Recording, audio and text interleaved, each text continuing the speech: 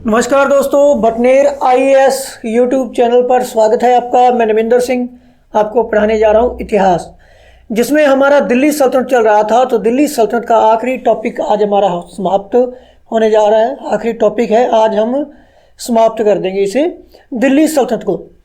तो इसमें आज हम देखेंगे जो प्रांतीय स्थापत्य है, कुछ महत्वपूर्ण प्रश्न यहाँ से पड़ता है, और संगीत कला की एक दो बातें हैं, और दूसरा इनकी महत्वपूर्ण शब्दावली है। यहाँ से प्रश्न सीधा सीधा पूछ लिया जाता है, तो उसके बारे में आज हम चर्चा करने जा रहे हैं। पहले तो हम कल जो क्लास हमने लगाई उसमें हमने देखा जो सल्तनत कालीन स्थापत्य कला है, उसमें कुछ महत्वपूर्ण बातें थी जिन्हें हम फिर से दोहरा लें। जैसे कि हम देखेंगे भारत में तुर्कों की जो प्रथम मस्जिद रहती है वो कौन सी रहती है? कूत उल इस्लाम मस्जिद रहती है, जिसका निर्माण किसके द्वारा करवाया जाता है? कुतुबुद्दीन ऐबक के द्वारा। फिर हम देखेंगे मकबरा शैली का जन्मदाता किसे कहा जाता है? सबसे पहला मकबरा किसके द्वारा बनाया गया? भारत में हम देखेंगे तुर्कों द्वारा सर्वप्रथम जो मकबरा है वो इल्तुतमिश के द्वारा बनाया गया, इसीलिए इल्तुतमिश को क्या कहा जाता है? मकबरा शैली का जन्मदाता कहा जाता है। फिर हम देखेंगे मकबरों का युग किसे कहा जाता है? किस काल में मकबरे सबसे ज़्यादा बने?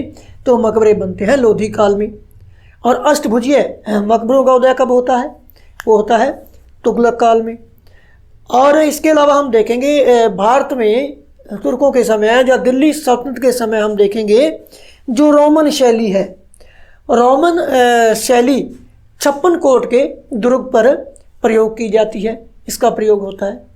उसके बाद हम देखें तो दिल्ली सल्तनत में सर्वप्रथम श्वेत संगमरमर का जो प्रयोग है वो कब होता है?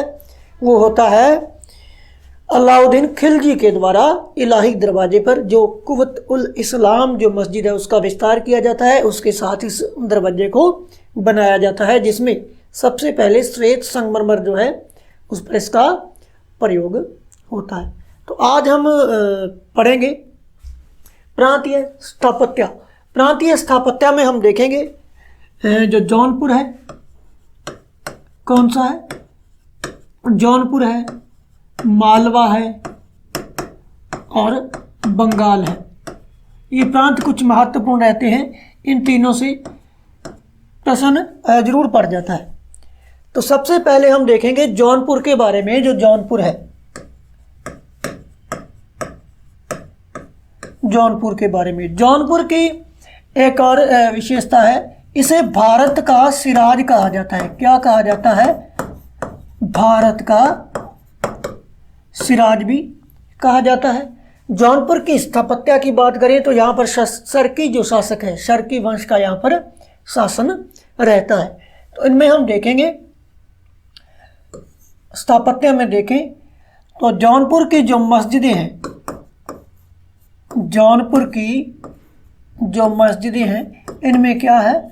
मीनार का अभाव पाया जाता है। मीनार का अभाव पाया जाता है।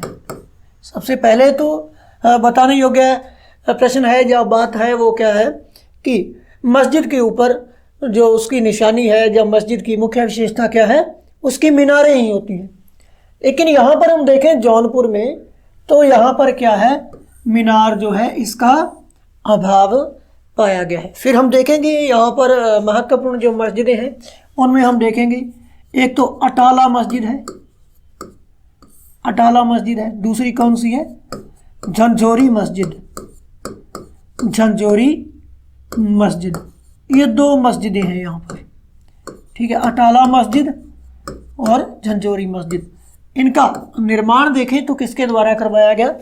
इब्राहिम शर्की के द्वारा, इब्राहिम शर्की के द्वारा इनका निर्माण किया जाता है।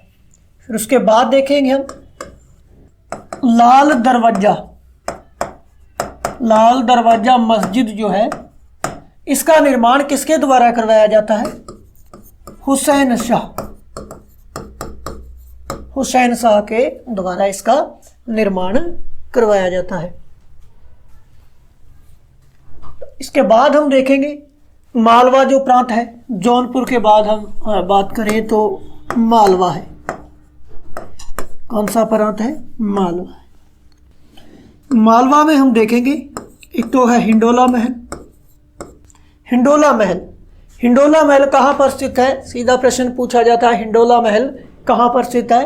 तो हिंडोला महल है मालवा में। इसका निर्माण किसके द्वारा करवाया गया था? हुसंग, यहाँ का एक शासक था, सुल्तान था हुसंग शाह। हुसंग शाह के द्वारा हिंडोला महल का निर्माण करवाया जाता है। दूसरा हम देखें, मुख्य इमारत है मालवा की, मांडू का किला। कौन सी है मालवा की इमारत? मांडू का किला। मालवा में है एक मांडू का किला। मांडू का किला। हिंडोला महल का निर्माण हुसंग शाह द्वारा करवाया जाता है और मांडू का किला, इसका निर्माण महमूद खिलजी के द्वारा करवाया जाता है। किसके द्वारा करवाया जाता है? महमूद खिलजी के द्वारा इसका निर्माण करवाया जाता है। फिर हम देखेंगे बंगाल में अदीना मस्जिद। बंगाल है जो तीसरा प्रांत है बंगाल। बंगाल में अदीना मस्जिद सिकंदर शाह के द्वारा पंडुआ में निर्मित करवाई जाती है। कौन सा है? बंगाल। बंगाल का जो प्रांत है, कौन सा प्रांत है? दिल्ली सल्तनत में हम देखेंगे जो बंगाल है। बंगाल में एक महत्वपूर्ण मस्जिद है अदीना मस्जिद। कौन सी है? अदीना मस्जिद। अदीना मस्जिद जो है, इसका निर्माण कहाँ पर होता है? पंडुआ में होता है। पंडुआ नामक स्थल है, यहाँ पर अदीना मस्जिद का निर्माण होता है। और निर्माण किसके द्वारा करवाया जाता है इसका? सिकंदर शाह। सिकंदर शाह के द्वारा इसका निर्माण करवाया जाता है। इसकी विशेषता की बात करें तो हम, इसकी विशेषता क्या रहती है? इसकी विशेषता रहती है, यह उस समय की सबसे बड़ी इमारत थी। सबसे बड़ी इमारत, सल्तनत कालीन जो समय है उस काल की बात करें तो सबसे बड़ी इमारत रहती है। हम फिर से देख लेंगे इसको थोड़ा, जो हमने पढ़ा है आज प्रांतीय स्थापत्य है या महत्वपूर्ण शब्दावली आज आगे हम देखेंगे। तो इसमें हम देखेंगे जौनपुर के बारे में। जौनपुर को क्या कहा गया है? भारत का शिराज भी कहा गया है। यहाँ पर शर्की वंश के जो शासक हैं, कौन है? शर्की वंश के जो शासक हैं, इनके द्वारा शासन किया गया। और यहाँ की मस्जिदों की बात करें तो इन मस्जिदों में क्या था? मीनार का अभाव था। किसका? मीनार का अभाव रहता है। तो इसकी मुख्य इमारतें हैं स्थापत्य में हम देखेंगे, एक तो है अटाला मस्जिद और दूसरी है झंझोरी मस्जिद। कई बार प्रश्न पूछा जाता है अटाला मस्जिद का निर्माण किसके द्वारा किया गया? इब्राहिम शर्की के द्वारा। या अटाला मस्जिद कहाँ पर स्थित है? मालवा में, बंगाल में, जौनपुर में या गुजरात में? तो यहाँ पर हम देखेंगे जो अटाला मस्जिद है जौनपुर में स्थित है। फिर झंझोरी मस्जिद भी इब्राहिम शर्की के द्वारा निर्मित है। उसके बाद लाल दरवाज़ा जो मस्जिद है, इसका निर्माण हुसैन शाह द्वारा किया गया। यहाँ से सीधा सीधा प्रश्न कई बार पूछा जाता है। अब फिर देखें मालवा, अगला जो प्रांत है या कुछ सूबा है, सल्तनत कालीन एकता है। तो उसके बाद हम देखेंगे ज़्यादातर ये प्रांत है स्वतंत्र रहे हैं। तो हिंडोला महल, हिंडोला महल का निर्माण किसके द्वारा कराया गया? हुसंग शाह के द्वारा। हिंडोला महल कहाँ पर स्थित है?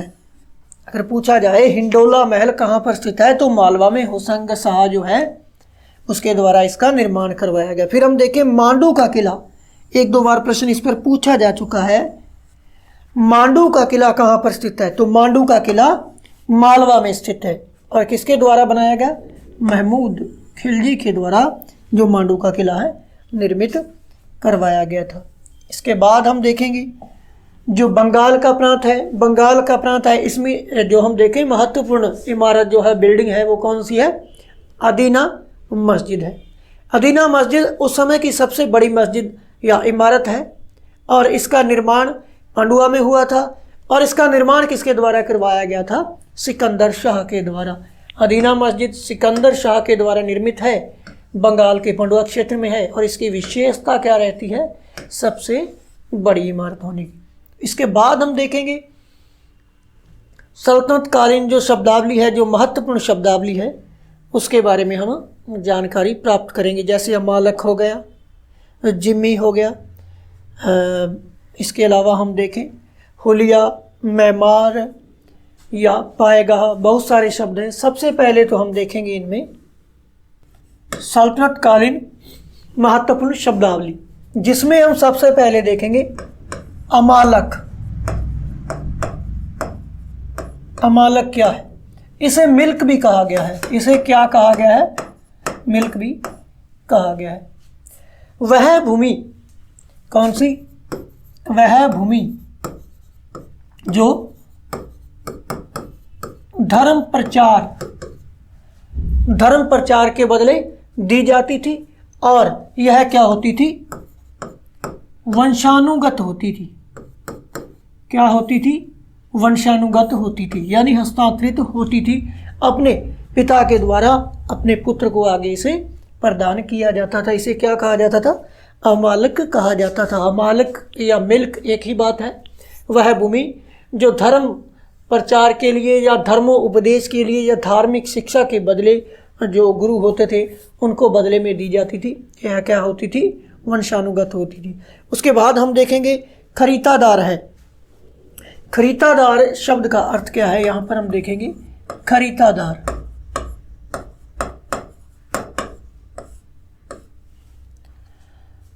जो शाही फरमान होते थे, फरमानों को एक जगह से दूसरी जगह भेजने वाला या फरमानों को भेजने वाला जो अधिकारी होता था, अधिकारी होता था, उसे क्या कहा जाता था? खरीदादार कहा जाता था। इसके बाद हम नंबर 3 देखेंगे। चौधरी शब्द है, पहले भी हम पढ़ चुके हैं उसके प्रांतीय शासन में। चौधरी परगने का, जो परगने का अफसर या अधिकारी कह सकते हैं हम इसे, वो परगने का अफसर होता था या अधिकारी होता था, उसे क्या कहा जाता था? चौधरी कहा जाता था। नंबर 4 बात हम करेंगे, शब्द आता है एक जिमी। जिमी क्या होता था? जब कोई शासक या विदेशी सत्ता विजयोपरांत वहाँ पर अपना शासन स्थापित कर लेती थी और वहाँ की प्रजा है जो इस्लाम को स्वीकार किए बिना उसके बदले में कुछ टैक्स देती थी या कर देती थी, जिसे जजिया कहा जाता था, तो उस प्रजा को क्या कहा जाता था? जिमी, जो इस्लाम स्वीकार नहीं करके बदले में टैक्स देना स्वीकार करती थी। तो यहाँ पर हम देखेंगे शासक द्वारा विजयोपरांत वहाँ की प्रजा है, जो वहाँ की जो प्रजा है इस्लाम स्वीकार नहीं करती थी। क्या नहीं करती थी? इस्लाम स्वीकार नहीं करती थी, बदले में कर देती थी, जिसे जजिया कहा गया है। क्या कहा गया है? जजिया कहा गया है। तो उस प्रजा को क्या कहा जाता था जो बदले में टैक्स देती, इस्लाम स्वीकार नहीं करती थी, उसे कहा गया है जिमी। उसके बाद हम देखें तो एक शब्द और आता है, कई बार इस पर प्रश्न पूछा जा चुका है, दिनार क्या था? सल्तनत काल में जो सोने का सिक्का होता था, उसे क्या कहा गया है? दिनार कहा गया। इसके बाद हम देखें नंबर 6 शंसगनी। एक शब्द मिलता है शंसगनी। शंसगनी क्या था? यह एक चांदी का सिक्का था। क्या था? चांदी का सिक्का था। अब एक शब्द यहाँ पर और है, मैमार शब्द। मैमार क्या था? जो भवन निर्माण से संबंधित, हम देखेंगे जो भवन निर्माण से संबंधित जो इंजीनियर है, जो क्या है? इंजीनियर है।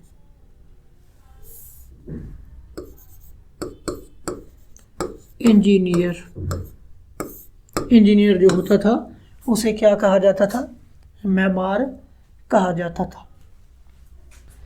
इसके बाद हम देखेंगे तजकीर। एक शब्द और है तजकीर। अब तजकीर क्या था? तजकीर एक धर्मोपदेश से संबंधित था। क्या था? धर्मोपदेश था एक प्रकार का। कैसा था? जब कोई संकट का समय होता था, क्या होता था? संकट का समय होता था, इस्लाम धर्म से संबंधित है, संकट का समय होता था, तो उस समय जो इस्लामिक इतिहास है, क्या है? जो इस्लामिक इतिहास है, उन बातों को जनता के सामने प्रस्तुत किया जाता था ताकि वह उनसे प्रेरित हो, यानी इस्लामिक इतिहास से इस्लाम के जो अनुयायी हैं वो प्रेरित हो तथा किसी भी संकट से या कठिनाई से टकराने या उससे पार पाने की क्षमता पैदा कर सके। ठीक है। तजकीर एक धर्मोपदेश था जो संकट के समय इस्लामिक इतिहास की जो बातें हैं इसमें उसे दोहराया जाता था। जो बातें हैं इसमें उनको दोहराया जाता था ताकि वह किसी संकट के समय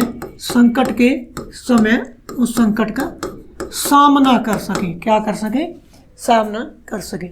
इसके बाद एक और शब्द है पाएगाह। क्या है? पाएगाह। घोड़ों की नस्ल या घोड़ों की यह नस्ल है या इनकी संभाल से संबंधित कोई अधिकारी है, उसे क्या कहा गया? पाएगाह कहा गया है। घोड़ों की नस्ल या इन घोड़ों का प्रबंध करने वाला जो अधिकारी है, प्रबंध करने वाला जो अधिकारी है, उसे क्या कहा गया है? पाएगाह कहा गया है। उसके बाद हम बात करें तो फवाजिल महत्वपूर्ण शब्द है। फवाजिल। फवाजिल क्या है? यह अधिशेष या हम देखेंगे जब किसी राज्य से या प्रांत से टैक्स वसूल किया जाता था और उस टैक्स वसूल के अतिरिक्त जो बचता था वो स्वयं के पास रखते थे, उसे क्या कहा गया है? फवाजिल कहा गया है। लगभग हमारी शब्दावली है जो महत्वपूर्ण है वो इतने ही शब्द हैं, एक दो और हैं बता दिए जाएंगे आपको इसमें। तो सराय अदल महत्वपूर्ण है ये दोनों ही, फवाजिल, सराय अदल। फवाजिल में हमने देखा अधिशेष धन था या अधिशेष भू राजस्व होता था, भू राजस्व होता था। सराय अदल क्या है? इसका अर्थ होता है न्याय का स्थान। क्या होता है? न्याय का स्थान। न्याय का स्थान जिसमें जो निर्मित वस्तुएं हैं राज्य की, राज्य की क्या है? निर्मित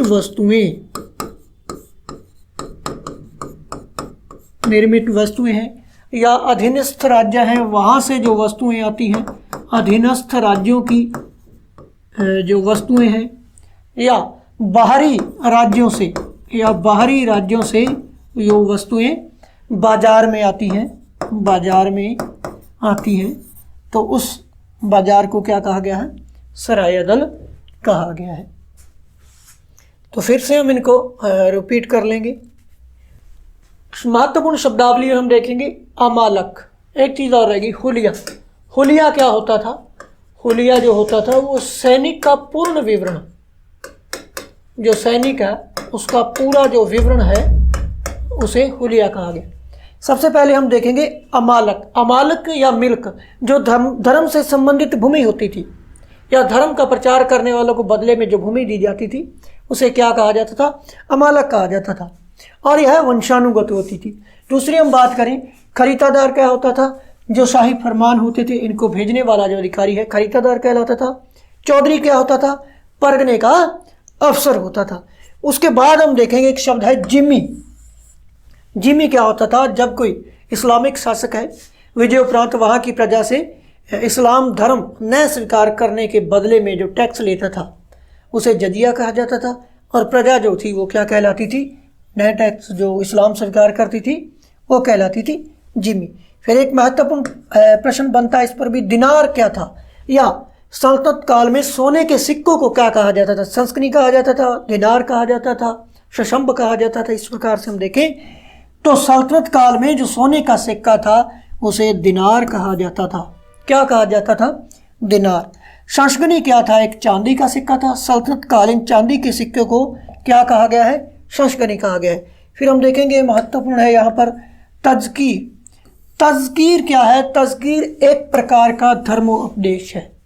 तज़कीर क्या है? इस्लाम में एक प्रकार का धर्म उपदेश है, धर्म के अनुसार है, जिसमें हम देखेंगे संकट के समय इस्लामिक जो इतिहास है उसकी कुछ महत्वपूर्ण बातें हैं जनता के समक्ष पेश की जाती हैं, तथा उन बातों को दोहराने के साथ क्या होता है, संकट के समय जनता उसका सामना कर सके, इसके लिए वह तैयार रहती है। उसके बाद हम देखेंगे पायगा।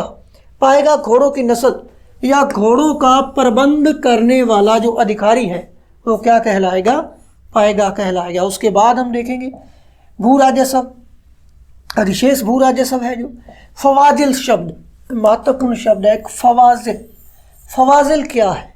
अधिशेष भू राजस्व, यानी यहाँ पर हम देखें कोई अक्ता है, अक्ता है, यहाँ से क्या करेगा, कोई शासक है या सुल्तान है, कहाँ का है?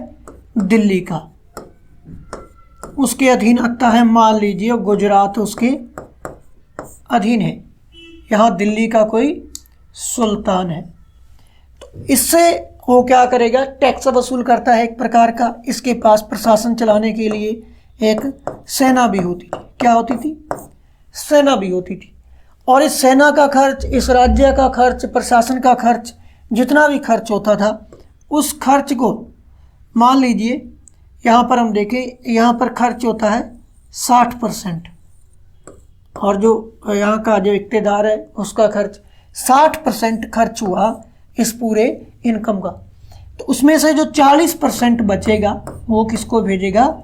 दिल्ली को भेजेगा, यानी बचा हुआ हिस्सा दिल्ली को भेजेगा, खर्च है जो समय रखेगा।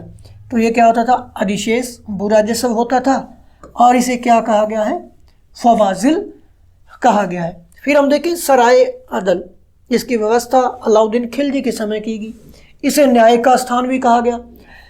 यहाँ पर हम देखेंगे जो वस्तुएं निर्मित वस्तुएं होती थी या अधीनस्थ राज्यों से आती थी या बाहरी राज्यों से आती थी और इस बाजार में आती थी, जिसे सराय अदल कहा गया है। तो इसके बाद हम देखेंगे सल्तनत कालीन जो संगीत है, संगीत की बात करें यहाँ पर, संगीत कला जो सल्तनत कालीन की संगीत कला है, हम देखें जो मध्यकालीन जो संगीत कला है इसको प्रारंभ करने वाला कौन था? अमीर खुसरो। कौन था? अमीर खुसरो रहता है।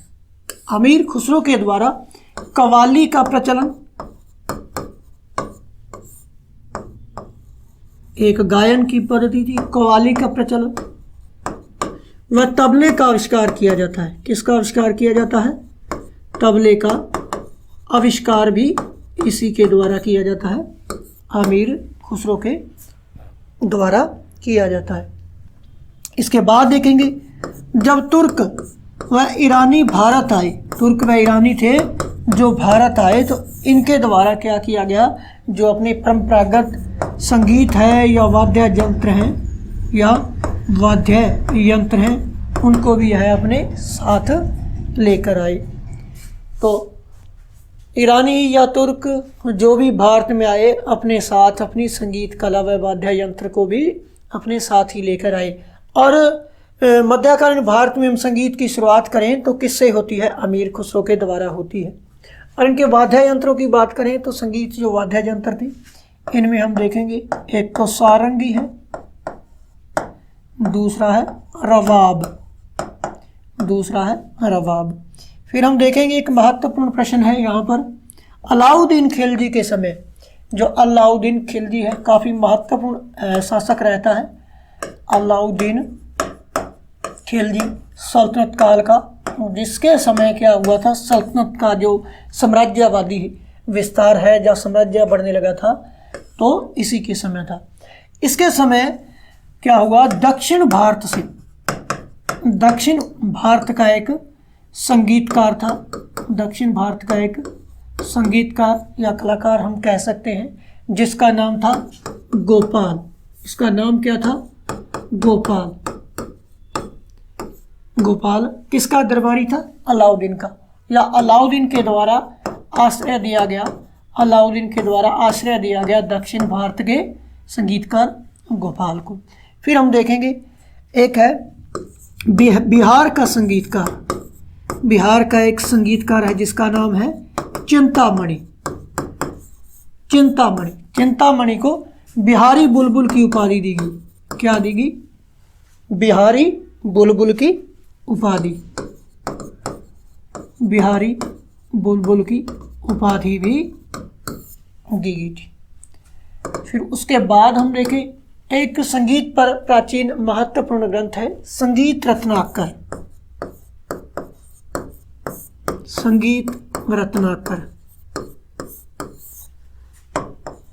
संगीत पर लिखा गया एक महत्वपूर्ण ग्रंथ, संगीत पर रचा गया प्राचीन व महत्वपूर्ण ग्रंथ था। इसी के साथ ही हम देखेंगे, इसको फिर से रिपीट कर लेंगे, जो कुछ बातें हैं इनकी संगीत और कला में। तो यहाँ पर हम देखेंगे संगीत कला में क्या था। मध्यकालीन जो संगीत की शुरुआत होती है वो किसके द्वारा होती है, अमीर खुसरो के द्वारा होती है। अमीर खुसरो के द्वारा ही कव्वाली का प्रचलन व तबले का आविष्कार किया जाता है। उसके बाद देखेंगे जो तुर्क थे, जो ईरानी थे, भारत में आए तो अपने परंपरागत जो संगीत के साधन थे या वाद्य यंत्र थे उनको भी साथ में लेकर आए, जिनमें महत्वपूर्ण थे सारंगी